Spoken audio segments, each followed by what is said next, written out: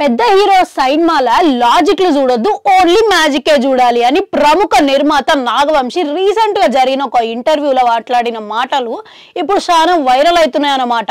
సలార్ సైన్మాల ప్రభాస్ ని చూసి చాలా మంది ఫ్యాన్స్ గట్టిగానే మెచ్చుకున్నారు, చాలా ఎంజాయ్ కూడా చేసిర్రు.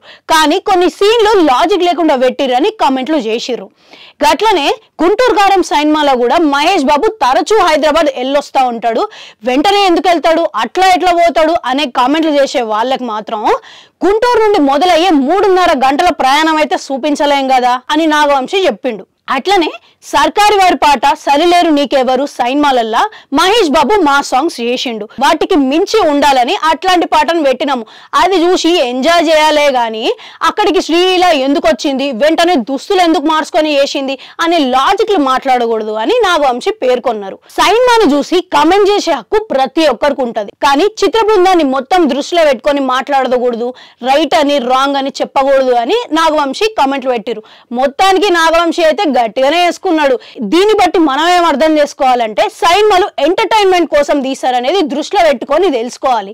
గట్లనే ప్రతిసారి ఏదో ఒక లాజిక్లు వెతుక్కుంటా కూర్చుంటే సైన్మాను చూసి ఎంజాయ్ చేయలేము. అందుకే కొన్నిసార్లు సైన్మాల్లో లాజిక్లు వెతకకుండా ఆరాంసే కూర్చొని ఎంజాయ్ చేయాలి.